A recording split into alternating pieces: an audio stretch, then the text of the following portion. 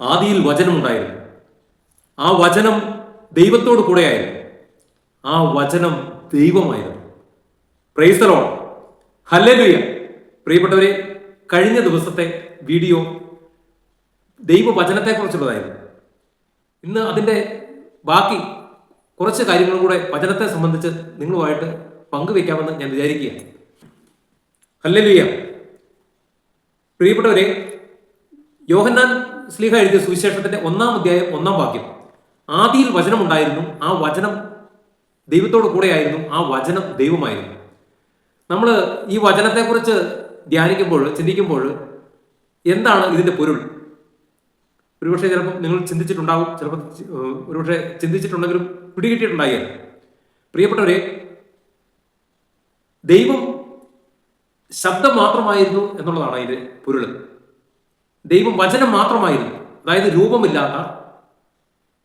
രൂപമില്ലാത്ത ഒരു ശക്തി, മനുഷ്യന്റെ കണ്ണുകൊണ്ട് കാണാൻ പറ്റാത്ത, എന്നാൽ ഒരുപക്ഷെ ചില വ്യക്തികൾക്കെങ്കിലും ശബ്ദം മാത്രം ശ്രവിക്കാൻ പറ്റുന്ന ഒരു ശക്തി.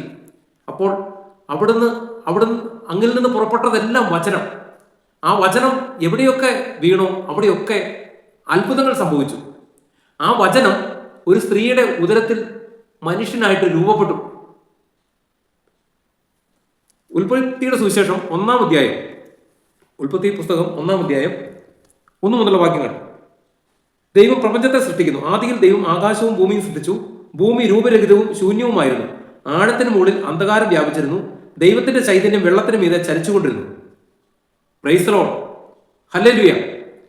പ്രിയപ്പെട്ടവരെ, തുടർന്ന് ഉള്ള ഭാഗങ്ങളിൽ ദൈവം അരുളി ചെയ്യുകയാണ്. ദൈവം അരുളി ചെയ്തു, വെളിച്ചം ഉണ്ടാകട്ടെ, വെളിച്ചം ഉണ്ടാകട്ടെ. വെളിച്ചമുണ്ടായി. അത് കഴിഞ്ഞിട്ട് അവിടെ അരുളി ചെയ്തു, കരയുണ്ടാകട്ടെ. അതായത് വെള്ളത്തിന് മുകളിൽ ഒരു വിധാനം ഉണ്ടാകട്ടെ എന്ന് അവിടെ അരുളി ചെയ്തു. അങ്ങനെ കര രൂപപ്പെട്ടു. അപ്പോൾ അതിനു മുമ്പ് ഭൂമി മുഴുവൻ വെള്ളമായിരുന്നു. ആ വെള്ളത്തിൽ നിന്ന് വെള്ളത്തെ നാനാദിക്കിലേക്ക് പകഞ്ഞു മാറ്റി അവിടുന്ന് കരയെ രൂപപ്പെടുത്തി. അങ്ങനെ തുടർന്നുള്ള ഭാഗങ്ങളൊക്കെ ഓരോന്നും വായിക്കുമ്പോൾ അവിടുന്ന് ഓരോന്നിനെ അവിടുന്ന് അവിടുത്തെ വചനത്താൽ രൂപപ്പെടുത്തി. വചനത്തിലൂടെ അവിടുന്ന് ഉണ്ടാക്കി സൃഷ്ടിച്ചു. എന്നാൽ മനുഷ്യനെ അങ്ങനെ ആയിരുന്നില്ല. മനുഷ്യനെ ദൈവം തന്റെ സ്വന്തം ഛായയിലും സാദൃശ്യത്തിലും മണ്ണ് കുഴച്ച് രൂപപ്പെടുത്തി ഉണ്ടാക്കിയതിനു ശേഷം അവനിലേക്ക് തന്റെ ജീവനെ ഊതി അവന് ജീവൻ നൽകുകയാണ് ചെയ്തത്.